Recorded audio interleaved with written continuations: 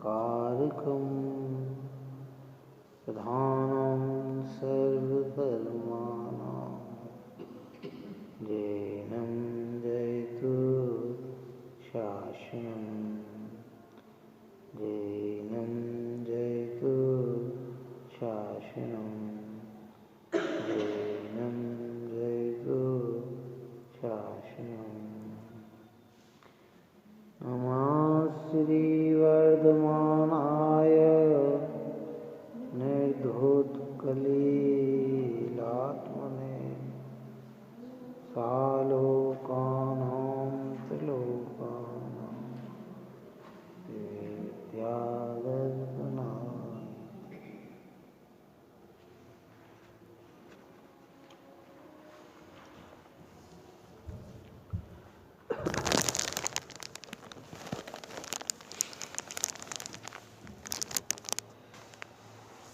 भावनाधिकार में 16 कारण भावना की चर्चा अपनी चल रही थी। दृश्य शुद्धि भावना के अंतर्गत उपगुण तक की चर्चा अपनी हुई थी। सम्यक दृष्टि धर्मात्मा पुरुष निशंकित गुण के धारी होते हैं। निकांक्षित गुण उनके अंदर होता है। निर्विचिकित्सक अमूल दृष्टि और उपगुण ये उनके अंदर होते ही होते हैं।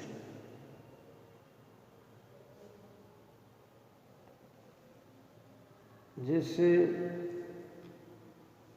मनुष्य जो है उसके अंगोपांग जो है अगर पूरे हो तो शोभित होता है। क्या हाथ नहीं हो, पैर नहीं हो, आँख नहीं हो, नाक नहीं हो, कान नहीं हो तो वो अच्छा नहीं दिखता है।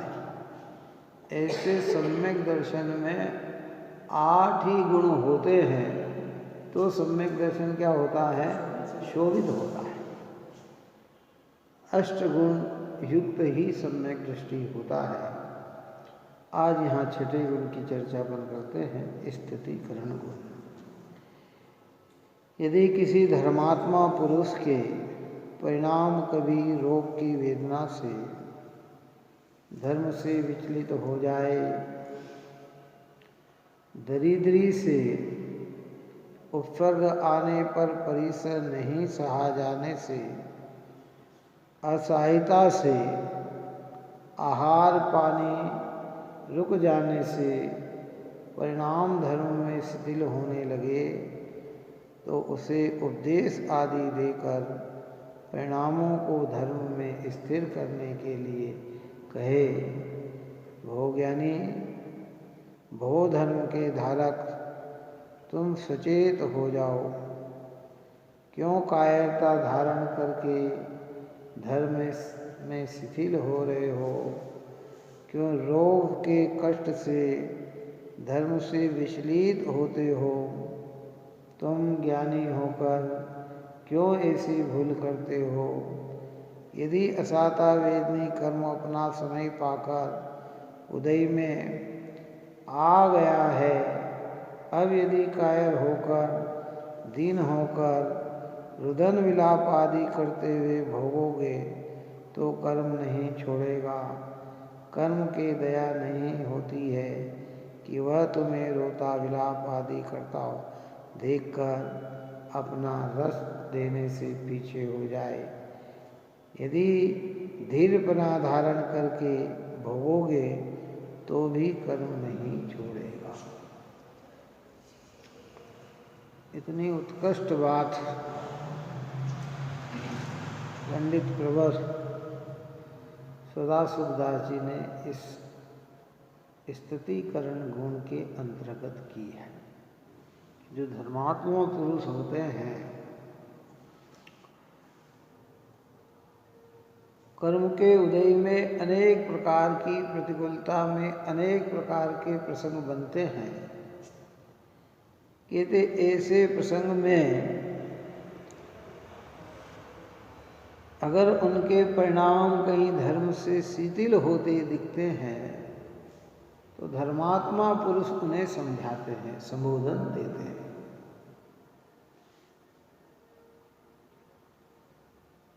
कर्म की तीव्रता जब आती है तो परिणामों में शिथिलाचार भी हो जाता है, तो उसे फिर जागृत कराते हैं। क्योंकि कर्म का जो उदय आया है, असाता का उदय आया है, वह तो रोने बिलखने दुखी होने से भी छूटने वाला नहीं है। जब पाप कर्म का उदय आता है ना, हम कितने ही रो ले तो क्या शब्द डाला कि कर्म के दया नहीं है। किसके? एक व्यक्ति हो तो दया आ जाए उसको, कह रहे साहब बहुत परेशानी है चलो, लेकिन कर्म तो अचेतन है, जड़ है, वह तो जैसा इसने बांधा है वैसे ही उदय काल में आए, उसके दया नहीं है। अगर रो के बिलक के धर्म में शिथिल होकर भी कार्य करेगा, दुखी होगा तो भी भोगना, और शांत भाव से भोगेगा तो भी भोगना। इसलिए धर्मात्मा पुरुष के भी उदय की विपरीतता आती। कितने प्रकार की विपरीतता आती है।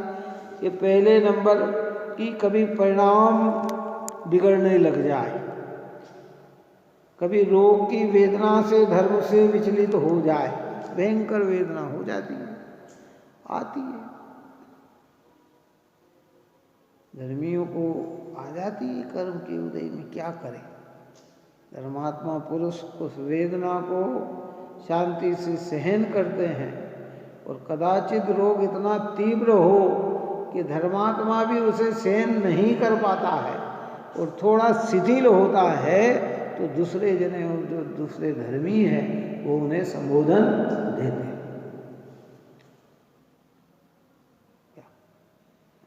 निज गुण अरूप और अवगुण ढाके, ये अपन ने अवगुण गुण के अंतर्गत कहा था कि कामादि कर व्रस्ते चिगते निज पर को निपावे। स्वयं को और पर को अगर काम के द्वारा, भोगों के द्वारा, विषयों के द्वारा, कर्म के तीव्र उदय के द्वारा अगर ये जीव धर्म से चलित होता है तो स्वयं अपने को भी पुनः स्थापित करे, और अन्य अगर चलायमान हो तो उन्हें भी स्थापित करे। ये स्थितिकरण है। स्थितिकरण का अर्थ है कि धर्म में स्थापित करना। उदय अवस्था बदलती रहती है। आज आप और हमें शरीर में रोग नहीं है तो हमें ऐसा लगता है कोई बात नहीं, बीमारी आएगी हम सब निमट लेंगे, लेकिन जब वो साक्षात आके खड़ी हो जाती है तब फिर परिणामों की दशा कैसी होती है। भयाकांत होता है, विचलित होता है, भगवान से भी श्रद्धा कमजोर पड़ने लग जाती है, धार्मिक क्रिया भी विपरीत दिखने लग जाती है, अन्य कार्य करने लग जाता है, तो उसे फिर पुनः संबोधन देके स्थापित करना, स्वयं को स्वयं में स्थापित करना और अन्य को भी स्थापित करना। ये स्वाध्याय जो होती है ना, ये अपने आप को अपने में स्थापित करने के लिए ही होती है। काहे कि इस स्वाध्याय का मतलब क्या कि इससे समझकर हम अपने परिणाम को स्थिर रखें। परिणाम तो वक्र आएंगे, परिणाम तो विचलित होंगे, एकदम कभी वेदना आ जाती है, कभी आर्थिक नुकसानी आ जाती है, कभी पारिवारिक नुकसानी हो जाती है, कि ये सब होने पर भी धर्म से अपने श्रद्धान को किंचित भी चलायमान नहीं करना। और दूसरे को अगर लगे कि ये धर्म से चलित तो हो रहे हैं, तो धर्मी जीव, सम्यक दृष्टि जीव में इतनी करुणा का भाव होता है कि उसे स्थापित करने का भाव आए बिना रहता नहीं। वो उन्हें फिर समझाते हैं कि भाई देखो ये तो सब कर्म की दशा है, तुम महान पुण्य से तुमने जिन धर्म में आए, जैन कुल में आए, जिनेंद्र भगवान की आराधना में लगे, स्वाध्याय में लगे, अब ये कर्म का उदय ऐसा आ गया है, तो भी तुम अपने परिणाम को विकृत मत करो। आर्थिकता के कारण पाप का उदय ऐसा आ जाए कि भोजन की व्यवस्था नहीं बन पा रही,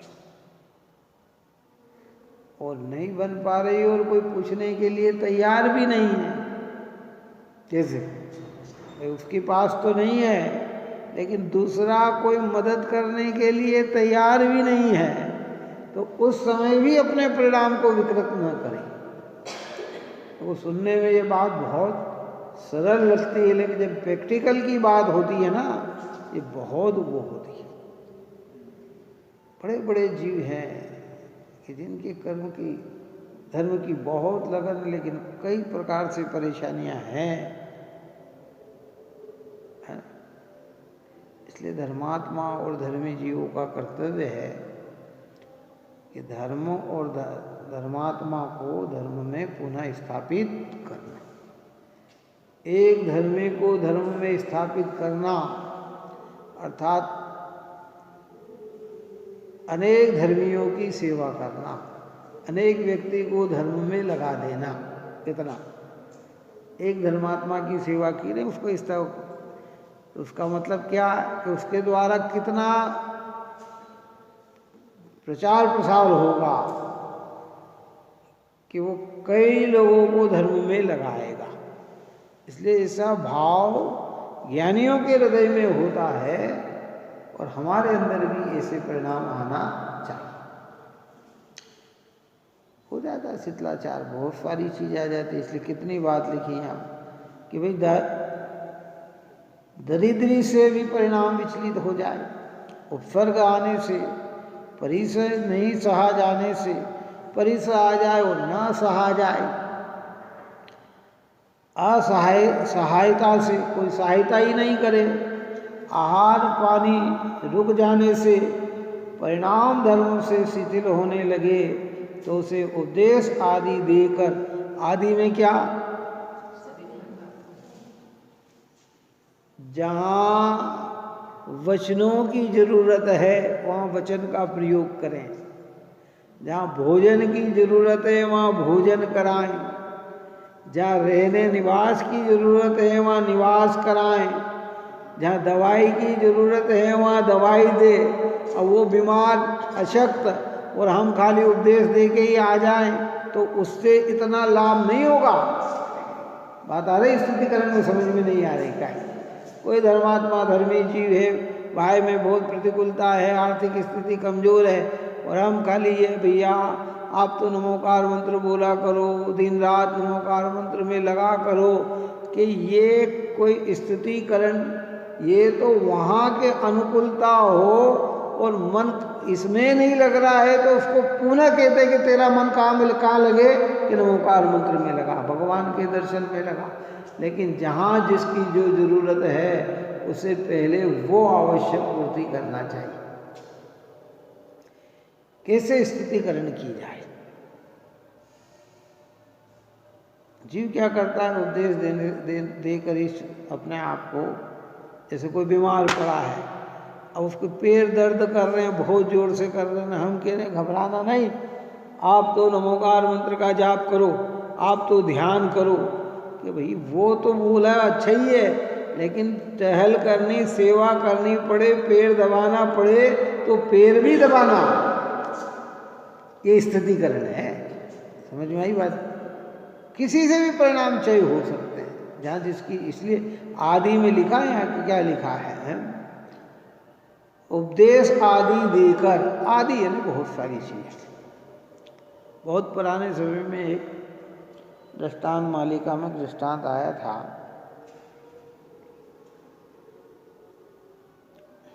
कि एक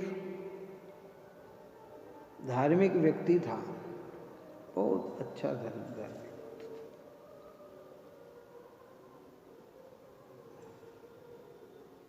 एकांत में अपना समय व्यतीत करता था, घर में भी रहता था और एकांत में जाकर भी अपना समय काटता था। एक बार उसने देखा एक सैनिक, एक व्यक्ति जंगल में पड़ा है, तड़फ रहा है। क्या है? जंगल में पड़ा तड़फ रहा है, कोई लग गई, युद्ध में लग गए हो, कैसे भी लग गए हो, तड़फ रहा है। उस व्यक्ति ने उसे देखा, वो उसकी निकटता में गया तो उससे उठा नहीं रहा था, ऐसे दिखा, ऐसा नहीं देख नहीं पा रहा था।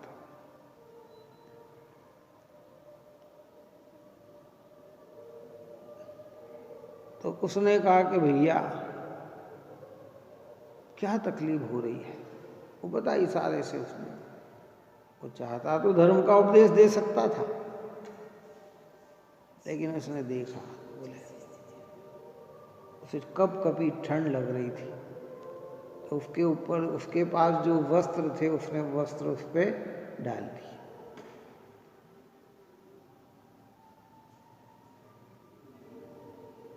फिर प्यास लग रही थी, पानी लेके आया, पानी पिलाया। फिर उससे ऊंचा नहीं हो रहा था तो अपने घोड़े का उसको आसन दिया। किसको? और ये बोला कि कुछ धर्म की बात सुनोगे? तो उसने कहा कि भाई जिस धर्म में ऐसी बात हो वो मुझे जरूर सुनाओ। क्या कहा उसने? कौन सी बात सुनाओ मेरे को? जिस धर्म में ये बात हो। कौन सी बात हो? सेवा करना, करुणा, दया, तो ऐसी बात जरूर सुनाओ। और फिर उसने उपदेश दिया तो उसकी समझ में आया। मतलब पहले कहने का प्रयोजन क्या था? आप और हम क्या है कि जहाँ संयोग करने की जरूरत है वहाँ हम शब्दों से काम चला लेते हैं। बात आ रही? समझ में नहीं आ रही है? हमें जहाँ सेवा करने की जरूरत है वहाँ हम शब्दों से काम चला लेते हैं। जहाँ बीमार है उसके दुख दर्द को, उसके भीतर के परिणाम पूछने की जरूरत है, क्या तकलीफ है ये पूछने की जरूरत है। 2 मिनट हम ऊपर की बात करके शब्दों से ही काम चला ले। घबराना नहीं भैया, नमोकार मंत्र का ध्यान रखना, ये करना, वो करना। अरे भैया ये तो है जितनी जरूरत, लेकिन उसके साथ उसके परिणाम स्थिर रखने के लिए और भी बातें हैं। और नहीं तो फिर क्या होगा कि ठीक है आप ऊपर से अच्छा बोल रहे हो, उसका अच्छा क्या है, उसे घबराहट हो रही, बेचैनी हो रही है, और हम कह रहे नमो, उसका मन थोड़ी लग रहा भैया नमोकार मंत्र। उसका माथा दबाया जाए, उसके पैर दबाए जाए, उससे ढंग से बोला जाए, उसके सामने आवेशित नहीं हुआ जाए, वो चाहे जैसी क्रिया करे उससे क्रोधित न हुआ जाए, तो उसकी समझ होती है। नहीं तो एक ठीक है प्रकरण बस आया, कर ली व्यवस्था। क्या हर व्यक्ति इसी में लगा पड़ा हुआ है, धर्म के नाम पे 2 शब्द। हाँ, जब आप उसकी टहल सेवा और उसको प्रेम से बोलेंगे ना, तो उसके हृदय से अंदर से आवाज निकलेगी। क्या निकलेगी? कि मुझे अब धर्म सुनाओ, मुझे अब अच्छी बात सुनाओ, ऐसे पवित्र जिनेंद्र की बात सुनाओ। मुनिराजों में भी ऐसा ही होता है। मुनिराज के भी जब अंदर होते हैं ना, मुनि पद में भी रहकर कदाचित, वहाँ भी परिणाम। तो दूसरे इतने सारे मुनिराज, कोई पैर दबाता है, कोई क्या दबाता है, कोई संबोधन देता है, सब अपनी अपनी प्रक्रिया करते हैं, क्योंकि वो तो नियमित होते हैं, तो उनके नियम नहीं तोड़ने देते हैं। क्या जो नियम है ना वो कहते भी हैं, पानी पानी। दूसरे मुनिराज संबोधन देते हैं कि हे मुने, तूने अनंत काल में इतना पानी पिया है कि एक एक बूंद भी अगर एक एक पर्याय की इकट्ठी की जाए तो नदियों बह जाए। इतना पानी पीने पर भी तेरी तृषा शांत नहीं हुई। तू अपने निज आत्म की अनुभव कर, चख, इससे तेरी ये तृष्णा, तो वो अपने परिणाम शिथिल होता है, तो फिर अपने परिणाम को क्या करता है, बढ़ा लेता है।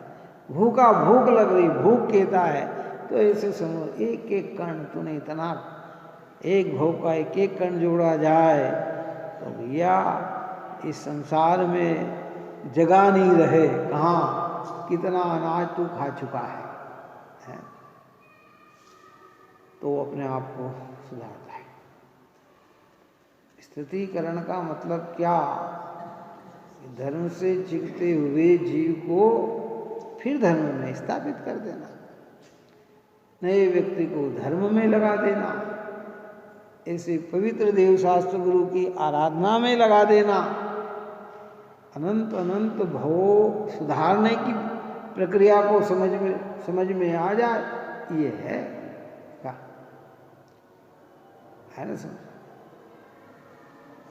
और होते ही वारिसेन मुनिराज का दृष्टांत आता ही है, स्थितीकरण कराया उन्होंने पुष्पडाल को। किसको कराया है? 12 साल से मुनि बन गया, लेकिन मन पूरा कहाँ लगा रहा? घर में ही लगा रहा, पत्नी के प्रति लगा रहा है। सोच बनने लग गई है, वो क्या कर रही होगी, कैसी कर रही होगी, वो पत्नी भी थी तो काणी थी है। लेकिन विकल्प मुनिराज ने, आचार्य ने देख लिया कि इसके परिणाम शिथिल हो गए, इसका उपयोग धर्म में लग नहीं रहा है, तो किस तरह से जैसे बना वैसे स्थितीकरण कराया है। राजगिरी पहुंच गए, उन सबको लेकर माता चेलना को कहा कि मेरी रानियों को सुसज्जित करके दरबार में, वहाँ महल में तैयार रखना, हम आ रहे हैं। फिर उसने देखा कि ओहो, पुष्पडाल ने करे, एक से एक रानी सुंदर, और फिर भी ऐसे को छोड़कर ये दिगंबर बने, राज अवस्था का त्याग करके भी दिगंबर बने, तो ये तो अद्भुत सुख का कारण है। मैं एक स्त्री के पीछे कहाँ अपने परिणाम को गलित कर रहा हूँ, बिगाड़ रहा हूँ, तो एकदम पुनः अपने आप को उसने क्या किया, स्थापित कर दिया। अपने को तो खाली स्थितीकरण जितना ही इसमें से गुण निकालना है। तो चेलना रानी ने तो परीक्षा कर ली थी, चेलना रानी के मन में शंका नहीं रही, वो तो जानती थी कि वारिसेन है।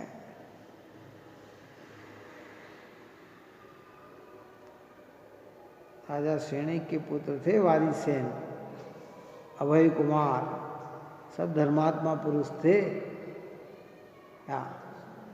वारिसेन जो है बचपन से ही वैरागी प्रवृत्ति के जीव थे, राज्य अवस्था में है, लेकिन आरोप लग गया चोरी का। हाँ, सिद्ध नहीं हुआ, सीधे वो पकड़ा गए तो सजा मिल गई, और वो फूली हुई सिंहासन बन गई। फिर राजा सैनिक ने इतना कहा कि चलो घर, तो कि घर नहीं चलना, अब तो मुझे कहाँ जाना, अब तो मुझे दिगंबर बनना है, मुनिराज बनना है। राजा सैनिक महाराज कहते भी उन्हें कि बेटा चलो, तुम्हारे बिना ये राज किसके आधार से रहेगा, ये राज कैसे चलेगा है। तो सैनिक महाराज को जवाब देते वारिसेन कहते हैं कि कौन किसके आधार, पिताजी सब अपने आधार, और जो पर को आधार बनाए वह मूर्ख सरदार। कि संसार में कोई किसी के आधार नहीं है, सब अपने अपने ही आधार से हैं। और जो दूसरों को आधार बनाता है कि नहीं नहीं मेरे कारण उनका ऐसा हो रहा है, मैं ऐसा, तो कहते वो तो मूर्खों का सरदार है। हमारे यहाँ मूर्खों के सरदार का नाम क्या है अध्यात्म भाषा में? बोलो, मूर्खों के सरदार का नाम अध्यात्म भाषा में क्या है? मिथ्या दृष्टि जीव। क्या नाम है? मिथ्या दृष्टि जीव। मिथ्या दृष्टि जीव मूर्खों का सरदार, कर्तव्य बुद्धि से जूझता है। क्या? इसलिए यहाँ कहते हैं कि वो समझाते हैं कि भो ज्ञानी, भो धर्म के धारा, तुम सचेत हो जाओ। क्यों कायरता धारण करके धर्म में शिथिल हो रहे हो? क्यों रोग के कष्ट में धर्म से विचलित होते हो? रोग के कष्ट में देखो, इतनी आप और हम तो पुण्य का बहुत जबरदस्त बांध के आए हैं गुरु का, कि अगर हमें दर्द भी हो तो 2 घंटे में हमारा दर्द ठीक हो जाता है। 10-20 हज़ार खर्च करके या डॉक्टर के पास के इंजेक्शन लगाकर, गरीब आदमी के पास तो पैसे भी नहीं है रोग के ठीक करने के, वो तो महीनों तक ऐसी तकलीफ सहन करता है, महीनों तक। बात ही समझ में नहीं आई। हमारा पेट दुख रहा है, डॉक्टर बहुत दुखा तो डॉक्टर साहब ने देखा, जांच आएगी तब आएगी, उसके पहले उन्होंने दर्द निवारक इंजेक्शन दे दिया। क्या दे दिया? ये पुण्य का उदय है कि वो दर्द क्या हो गया आपका, कम हो। पैसे हैं तो हो गया। अब गरीब व्यक्ति कैसे बैठे हुए हैं बताओ? पशु कैसे बैठे हुए हैं, उनका कोई पूछे? कोई।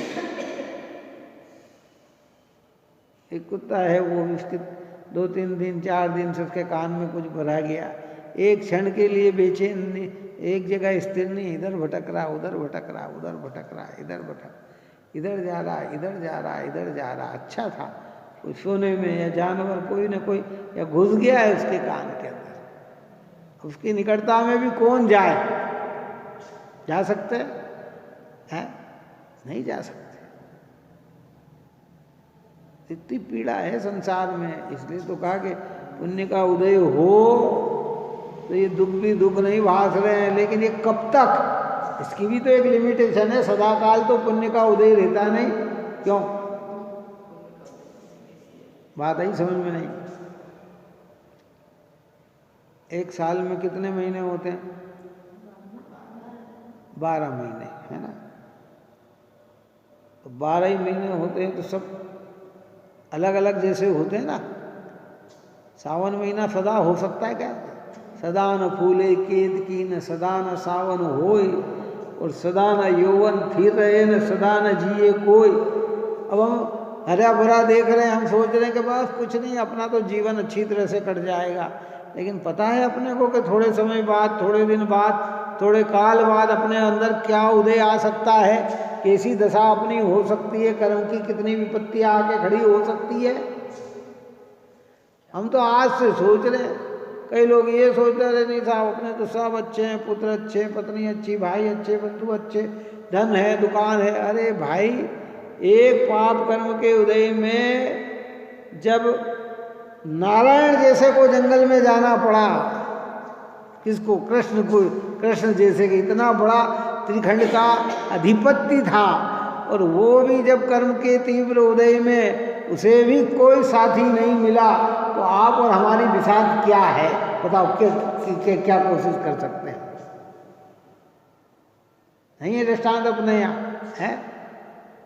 एक तीर के लगत कृष्ण की विनस गई काया है।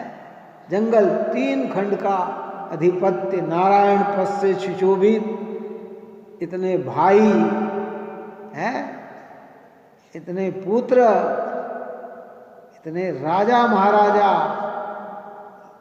माता पिता, कोई बचाने में समर्थ नहीं हो। न वे किसी को बचा सके, न उनको कोई बचा सके। और हम क्या सोच रहे हैं? चलो आप और हम क्या सोच रहे हैं? आएगी तकलीफ, सब निमट लेंगे। अच्छा करे आप और हम तो यही भावना भाएं कि सुखी रहे सब जीव जगत के, कोई कभी नहीं घबराए हैं। सारे जगत के जीव आनंद से रहे, किसी को एक तकलीफ ना आए, किसी को किसी भी प्रकार की पीड़ा ना आए। जो अपन ने कई बार कहा कि भूखे को भरपेट अहिंसक भोजन मिले, प्यासे को पानी मिले, दरिद्री को धन मिले, रोगियों को दवाई मिले, आत्मार्थी को देव शास्त्र गुरु का समागम मिले, सब प्रकार की अनुकूलता मिले, पर आप और हम ऐसे भाव कर सकते हैं, दुनिया में ऐसी व्यवस्था कदापि नहीं हो सकती है, कभी नहीं हो सकती है। क्यों हो सकती है, चलो बताओ। और होती तो फिर तीर्थंकर के समय तो आप और हमसे भी ज्यादा भावना वाले लोग होंगे ना, कि नहीं थे, बोलो। है ये जो मेरी भावना बची नहीं, उन्होंने भी तो यही लिखा। क्या लिखा? सुखी रहे सब जीव जगत के, कोई कभी नहीं घबराए, पर्वत नदी शमशान भयानक, अटवी से नहीं भय खाए।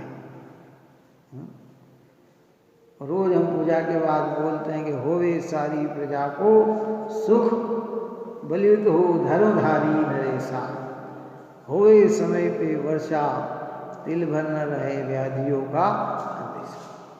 कब से चल रही है ये व्यवस्था? क्यों ऐसी भावना कब से चल रही है, चलो बताओ। अभी अभी चालू हुई कि शुरू से चल रही है?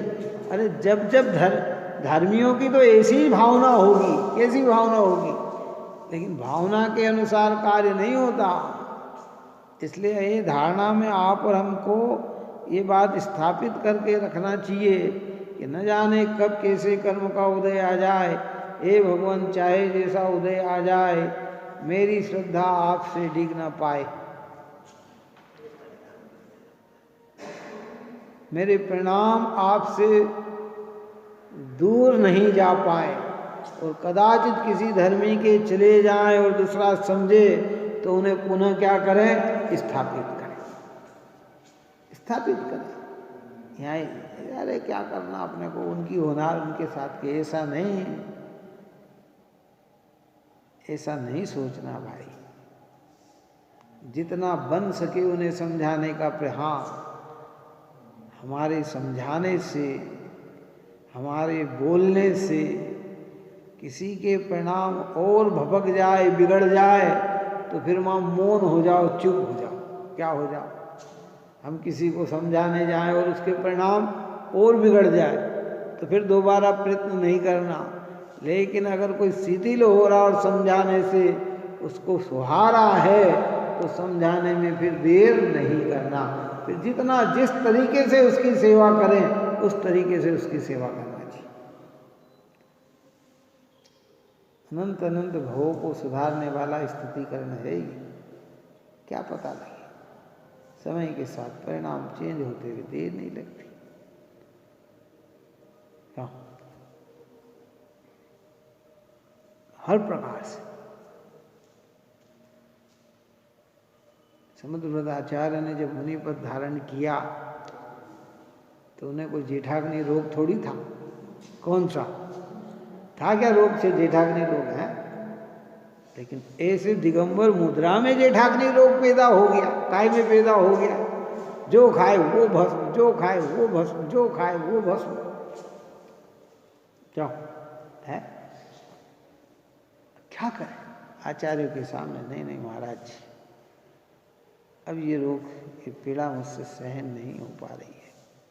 इससे तो अच्छा मुझे समाधि मरण दे दे, मुझे समाधि दिला दे। है आचार्य ने उनकी पवित्रता को देखते, उनकी योग्यता को देखते हुए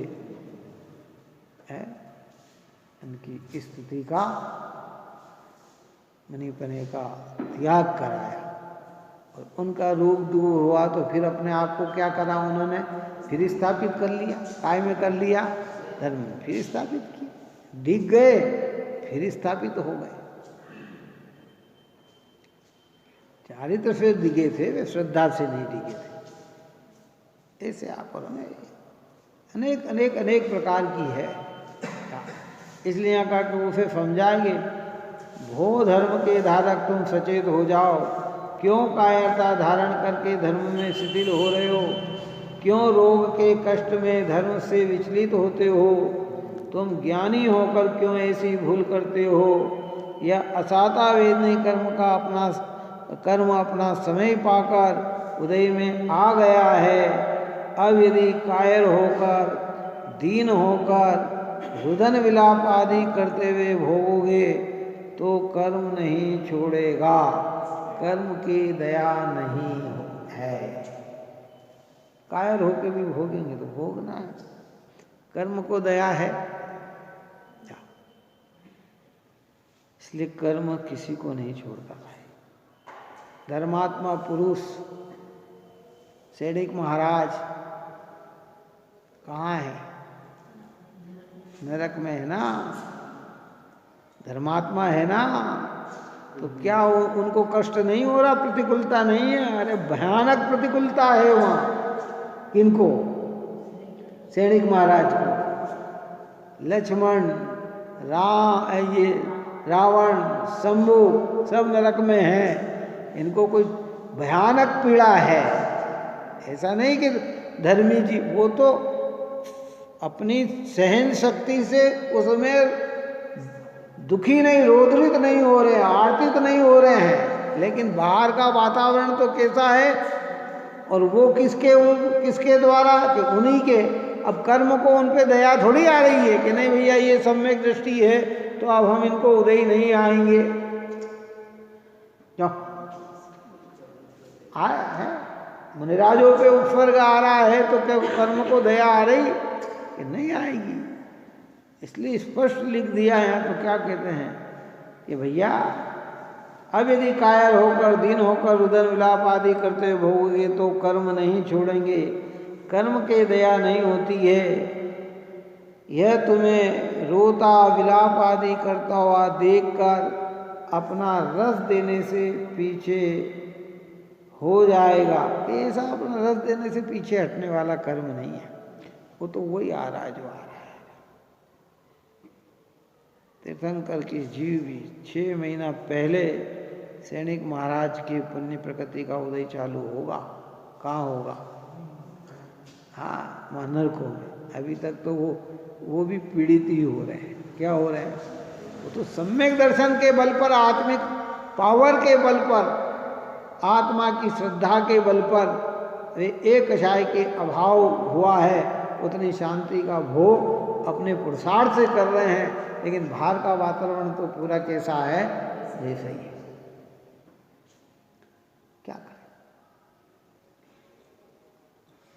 उदय किसी को थोड़ी छोड़ता है भाई। लेकिन धर्म ये हमारे 22 परिसर जितने भी है ना, इस परिसर में यही तो है। भूख सता रही है, लेकिन धर्म की आराधना से शिथिल न होकर अपने को डिगने नहीं देते हैं। क्या? हाँ, और शांत भाव से पीड़ा को सहन करते हैं। और आकुलता होकर सहन करेंगे तो सहन तो भी करना है, लेकिन आकुलता से करेगा तो पाप बांधकर तकलीफ भोगेगा, और ये पाप का उदय क्षय करेगा और पुण्य के उदय को बंधेगा। और जितनी जितनी विशुद्धि होगी उतनी उतनी निर्जरा हो जाएगी। इसलिए हमें बहुत गंभीरता से इसे सोचना। उदय किसी के देखे नहीं है। आज का बहुत अच्छा, इस दुनिया में आप और हमने देख लिया 5, 50, 60 साल की उम्र में कि जो प्रधानमंत्री थी उसे भी जेल जाना पड़ा। क्यों? है? राजमाता थी, उसे भी जेल जाना पड़ा। क्या हुआ? बड़े बड़े मंत्री भी आज कहाँ हैं कि जेल। कर्म का उदय किसी को छोड़ता है क्या? जिनको सपने में भी विकल्प नहीं होगा कि अरे मेरे साथ ऐसी घटनाएं घट सकती है, क्यों सोच सकते हैं ऐसे? है? क्या? पूर्व राष्ट्रपति ज्ञान सिंह जेल से, वो क्या नाम था, ज्ञान, 1 महीने तक बीमार रहे। कितने तक रहे? 1 महीने तक अस्पताल में भर्ती रहे। 1 महीने तक। अटल बिहारी वाजपेयी इतनी तकलीफ में रहे। क्यों? तो कर्म किसी छोड़ सकता है? आप हम कह देंगे नहीं नहीं हमारा तो कुछ नहीं होगा, कुछ नहीं होगा। अरे कर्म का उदय किसी को नहीं छोड़ता। बस समझ इतनी रखना है कि उदय काल में अपने धर्म को नहीं भूलना, और कदाचित हम भूलने लगे तो परस्पर साधर्मियों का ये कर्तव्य है कि उन्हें स्थापित करें। घबराना नहीं भाई, ये उदय आया है, ये तो निकल जाएगा। तुम अपने परिणाम को शिथिल मत करो, तुम अपने परिणाम को ये लगाओ। जो जो उनके संभवित आप और हम जिस तरीके से उनकी पीड़ा को दूर कर सकते हैं उतना हमें प्रयत्न करना चाहिए। बस सीधी सी बात इतनी है स्थितिकरण की। जहाँ उपदेश देने की जरूरत है वहाँ उपदेश दो, जहाँ टहल सेवा करने की जरूरत है वहाँ टहल और सेवा करो, जहाँ आर्थिकता की जरूरत है वहाँ आर्थिकता की भी व्यवस्था करो। नहीं तो हम खाली शब्द तक ही सीमित रह जाते हैं तो कहते हैं नहीं भाई, यद्यपि धर्मात्मा को किसी से कोई चाह नहीं होती है, लेकिन प्रकृति है स्थापित करना। क्यों भागचंद जी साहब छाजड़ से जो है आर्थिक स्थिति से चलायमान हो गए, गांव छोड़ के निकल गए बच्चों का भरण पोषण करने के लिए कि क्या करें, गांव में धंधा नहीं। और अब गांव में तो लोग उनको क्या क्या कहते थे, बड़े धर्मात्मा मानते थे। अब गांव में तो कोई ऐसा काम भी नहीं कर सकते थे और वहाँ इतनी व्यवस्था भी नहीं थी। बाहर गए, लोगों ने जब उनको देखा तो वो संयोग भी लिया, उन्होंने क्या लिया, वो भी लोगों ने उनकी उस तरीके से, और जब कमाने लगे ये हो गए, परिणाम स्थिर हुए। जिन जिन से जो भी कर्ज लिया था वो वापस पुनः रिटर्न कर दिया। स्थितिकरण अनेक प्रकार से होता है, हम खाली शब्द तक ही सीमित हो जाते हैं। अरे भाई घबराना नहीं, आत्मा अजर है, अमर है, अखंड है, तेरे में रोग नहीं आया, तू तो ज्ञान स्वभावी है, तू तो ज्ञान स्वभावी है। कि हाँ ये भी कहना जरूरी है, लेकिन उसकी व्यवस्था क्या है ये समझो। अब उसे तो लग रही है दीने में प्यास लग रही, उठाया नहीं जा रहा, चलाया नहीं जा रहा है, और हम कह रहे हैं कि तू ज्ञान स्वभावी है, ज्ञान स्वभावी है, तो उसका मन थोड़ी लगेगा उसके अंदर। उसकी पहले वो व्यवस्था को लगा। रोग के पैसे नहीं है, दवाई की व्यवस्था नहीं है, तो उसकी दवाई की व्यवस्था लगा।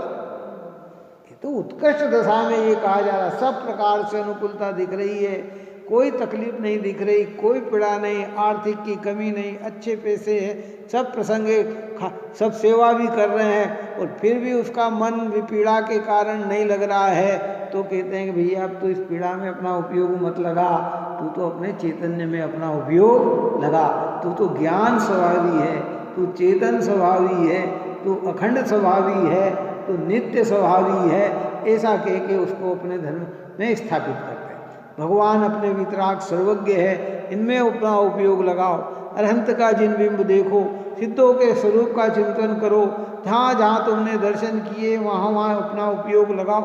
ऐसे कहकर उसको स्थापित किया जाता है।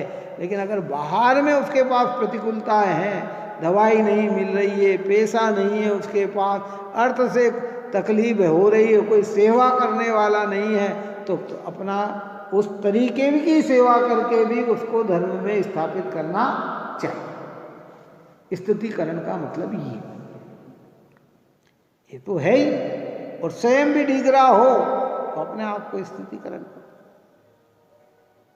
हो जाता है। रोग से आया है तो कोई उपदेश देने वाला नहीं है, कोई कुछ नहीं करने वाला है, कोई समझाने वाला नहीं है, और हमने जिनवाणी से कुछ पढ़ा है, जिनेंद्र के निकट आके कुछ पढ़ा है, तो उन्हीं बात का चिंतन करके विचार करके अगर हम कहीं डीग रहे हों तो अपनी श्रद्धा को पुनः क्या करें, स्थापित करें। कई बार ऐसे विचार आ जाते जीवों के अंदर, अरे साहब मैंने तो जीवन में पाप नहीं किया और फिर भी मेरे ही को पाप का उदय आया, इससे तो वो पापी अच्छे हैं, देखो इतना पाप कर रहे हैं फिर भी सब प्रकार की अनुकूलता है। तो कि फिर अपने परिणाम को स्थिर करो कि भाई वो उनको अनुकूलता दिख रही है, वो उनका पुण्य का उदय है। तुम्हें जो प्रतिकूलता दिख रही है तुम्हारे पाप कर्म का उदय है। तुम इस उदय में अपने परिणाम को बिगाड़ो मत, नहीं तो तुम्हारी दशा और खराब होगी। स्थापित करना पड़ेगा ये। ऐसे पवित्र जिनेंद्र मिले हैं भाई अपने को, जिनवाणी मिली है। इसलिए यहाँ कहा कि भाई तू रोएगा भी तो कर्म के दया नहीं होती है कि वह तुझे रोता बिलखता आदि करता हुआ देखकर अपना रस देने से पीछे हो जाए। यदि धीरपना धारण करके भोगेंगे तो भी कर्म नहीं छोड़ेगा, और धैर्यता से कर्म के उदय को भोगेंगे तो भी नहीं छोड़ेगा। उदय तो भी आएगा, कौन सा कैसा हमें तकलीफ हो रही है और हम बिल्कुल नमोकार मंत्र में ही अपना मन लगा रहे हैं, कि तुम नमोकार मंत्र में भी मन लगाओगे तो भी कर्म तो उदय में जो आना है वो आएगा, पर तुम्हारा मन धर्म में लगा है तो नया पाप कर्म का बंधन नहीं होगा, इतना लाभ मिलेगा। क्या पार्श्वनाथ भगवान जैसे को उपसर्ग आ गए, क्यों नहीं आए? आदिनाथ भगवान जैसे को 6 महीने 7 महीने 7 दिन तक आहार नहीं मिला, 6 महीने तक तो विकल्प ही नहीं आया, और फिर इतने समय तक आहार ही नहीं मिला, तो उदय तो इतना भी आ सकता है?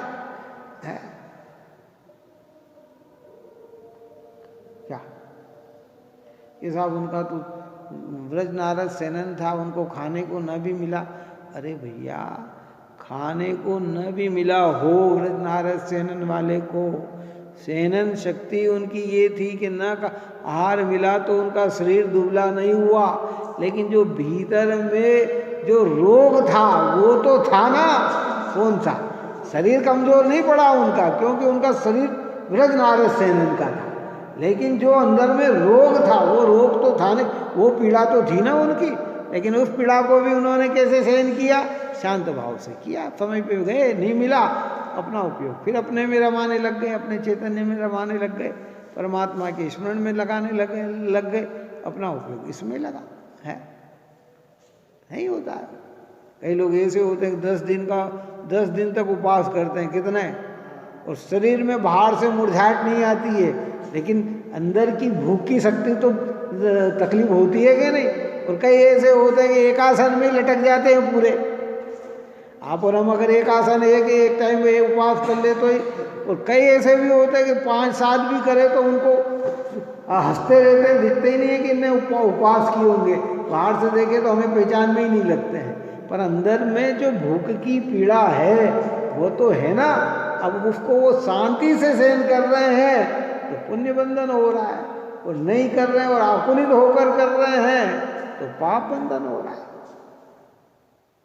तो इसलिए स्थितिकरण में ऐसे स्थापित करते हैं क्या, कोई देव दानव मंत्र तंत्र औषधि वेद आदि तथा स्त्री पुत्र मित्र बांधव सेवक सुबट आदि उदय के आए कर्म को हरण करने में समर्थ नहीं है, यह तुम भी अच्छी तरह जानते हो। किसको समझाया जा रहा है? ज्ञानी जीव को समझाया जा रहा है, जो कदाचित कर्म के तीव्र उदय में अपने परिणाम शिथिल करता है, तो दूसरे जने ऐसे उपदेश देकर समझाते हैं कि कोई देव दानव मंत्र तंत्र औषधि वेद आदि तथा स्त्री पुत्र मित्र बांधव सेवक सुबट आदि उदय में आए कर्म का हरण करने में समर्थ नहीं है। अब यह सब व्यवहार बाकी का, जब उदय काल पक्का हो जाता है ना, कोई भी तकलीफ, कौन हरण कर लेगा इसके कर्म के? उदय आकर ही कर्म खिरता है। कौन सा? हाँ, उदय आ गया, कर्म तो उदय आकर ही खत्म होगा, उसे हरण करने में कोई समर्थ नहीं है। उदय बना रहे, तकलीफ बनी रहे, और वो उपयोग अपना अपने में लगा ले तो वो दुख भासता नहीं है, लेकिन दुख तो है। क्या बात समझ में आई? दुख तो है, तो वो पीड़ा तो है। उपयोग दूसरी जगह लगा तो पता नहीं लगा कि वो दुख है, लेकिन दुख तो है। इसलिए कहते हैं कि उसको समझाते हैं कि भाई देखो, हो जाते हैं बड़े बड़े धर्मात्मा पुरुषों के जीवन में ऐसी तरह। स्वयं हमारे इस ग्रंथ की टीका रचने वाले सदाशिव दास जी के जीवन में भी ऐसी घटनाएं घट गई थी। युवा पुत्र शांत हो गया है, इकलौता पुत्र। उस समय इकलौता हो, आज के समय में तो आश्चर्य नहीं होता इकलौता हो, तो कहते कि सबके एक ही होते हैं, यूं कहते हैं। लेकिन उस समय, आज से 150 साल पहले जब संतान होती थी, कितनी कितनी होती थी? 8 पुत्र न 6 पुत्रियां न 7 पुत्र न 6 पुत्रियां न 5 पुत्रियां। उस समय इकलौता पुत्र था, युवा अवस्था में शांत हो गया, थोड़ा सा मन विचलित हुआ, फिर धर्मी जीवों ने समझाया, संबोधा और स्वयं ने अपने आप को संबोधा, स्थापित किए और इस ग्रंथ की पवित्र टीका रच दी उनने। रत्नकर्ण श्रावकाचार्य की सदाशिवदास जी ने इतनी पवित्र टीका रच दी। हो जाते शिथिल, आ सकता है उदय उदय में परिणाम विचलित हो जाए कि फिर पुनः उसको स्थापित करो, क्या कर सकते। इसलिए टाला नहीं है टलता विधि का उदय किसी से नहीं टलता है। इसलिए हमारे यहाँ शरण भावना में तो कह ही दिया भाई कि मणि मंत्र तंत्र भव होई, मरते न बचाए कोई। कर्म के तीव्र उदय से और मृत्यु से इस संसार में कोई बचाने वाला नहीं है। इसके बाद आप और हम जितना भी कहते हैं सब व्यवहार है। कौन सा? ये सब व्यवहार है साहब, मैंने ऐसा कार्य किया ना, यहाँ फोन लगा दिया ना, वहाँ हो गया ना, आगे आगे व्यवस्था हो गई ना, सब व्यवस्था हो गई। ये पुण्य का उदय हो तो सब व्यवस्था हो जाए, न पाप का उदय हो तो कितने फोन लगा दे तो भी कार्य नहीं सुनते तो नहीं हो। और ये कोरोना काल ने बता दिया, अच्छे व्यक्तियों को दिखा दिया, बता दिया, छोटे मोटे नहीं, रईस जादे को भी दिखा दिया, जिनने स्वयं हॉस्पिटल बनाए, जिनके हॉस्पिटल थे वे ही अपने आप को नहीं बचा पाए। जो डॉक्टर थे वो स्वयं अपने आप को नहीं बचा पाए, उनकी सेवा करने के लिए भी कोई उपस्थित नहीं हो पाया। मालूम है कैसे कैसे अपन ने जीवन 2 साल बिताए और देख रहे हैं। डॉक्टर स्वयं जिसने लोगों को सजेस्ट दिया कि ये कर, तुम्हारे कोरोना आए तो ये ध्यान रखना, डॉक्टर से ये करना वो करना, वो भी व्यक्ति काल के गाल में समा गया। क्या क्या है? हमारे इंदौर के प्रदीप जी कासलीवाल, स्वयं का अस्पताल और स्वयं भी काल के गाल में समा गए। क्या कौन बचा सका है? उनका ही हॉस्पिटल, क्या करें। इसलिए मणि मंत्र तंत्र बहु होई, मरते न बचावे। इसलिए धर्म से कभी डिगना नहीं, और हमारे साधन में कोई डिग जाए या डिगते हुए दिखे तो हमारा कर्तव्य है कि उन्हें पुनः स्थापित करना। इस सब प्रकार से शिथिल थोड़ा सा भी, चाहे वो विषय कषाय के लिए शिथिल हो रहा है तो भी उसे, अरे भाई बार बार मनुष्य जीवन, कोई रोज भगवान के दर्शन कर रहा हो, पूजन कर रहा हो, भक्ति कर रहा हो और कारणवश नहीं आ रहा है, मतलब विषय कषाय की लंपटता से नहीं आ रहा, तो फिर उसे संबोधन देना, अरे भैया इतने महान भाग्य से तो तुम देवशास्त्र गुरु की निकटता में आए हो हैं।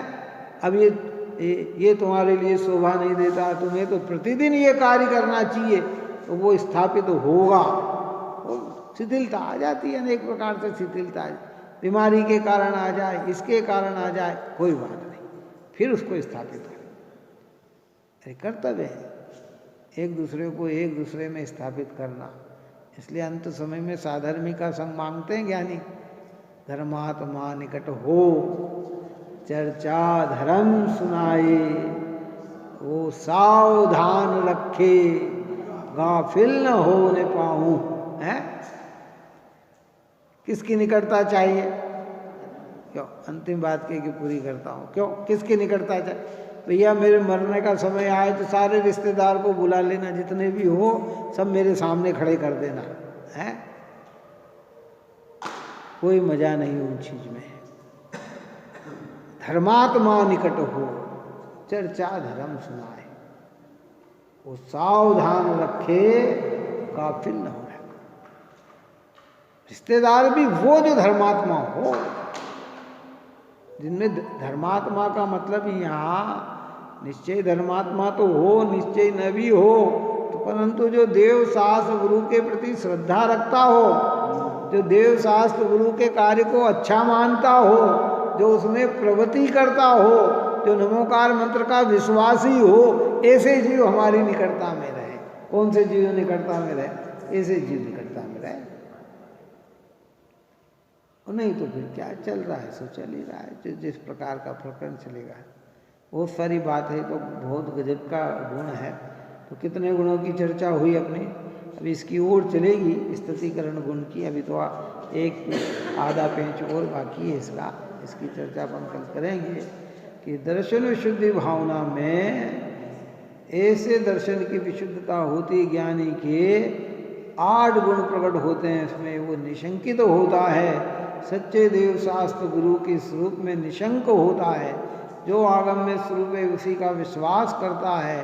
धार्मिक क्रिया करते हुए पंचेंद्रिय विषय भोगों की चाह नहीं करता है। वस्तु के स्वरूप को समझते हुए किसी के प्रति ग्लानि नहीं करता है। अनिष्ट पदार्थों के प्रति घृणा नहीं करता है और मूढ़ दृष्टि नहीं रखता है। अमूढ़ दृष्टि होती तत्व में विचारवान बनता है। चाहे जिसने जो कह दिया वैसा नहीं मानता है, जो वस्तु का स्वरूप है वही मानता है और अपने गुणों को ढकता है और दूसरे के अवगुणों को ढकता है और स्वयं कदाचित काम आदि से डिगता हो तो अपने और अन्य धर्मात्मा को पुनः स्थापित करता है। ऐसा ये स्थितिकरण नामक गुण है। आप और हम सभी जीव ऐसे पवित्र जिनेंद्र भगवान की निकटता में रहकर, जिनवाणी की निकटता में रहकर हम अपने भावों को पवित्र बनाएं, यही मंगल भावना है।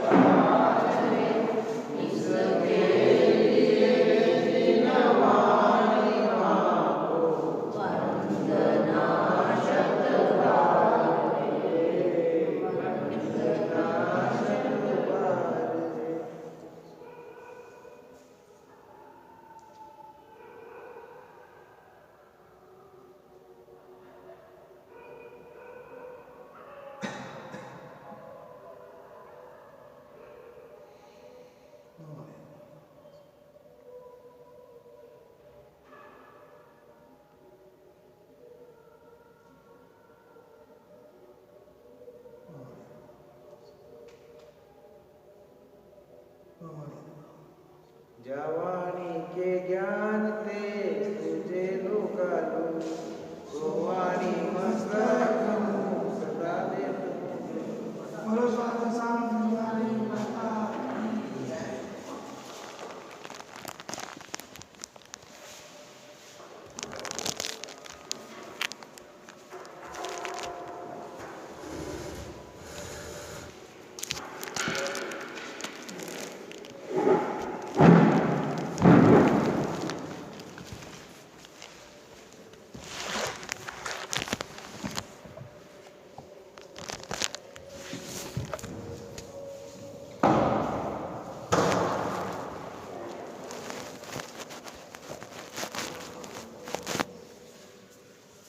रखना।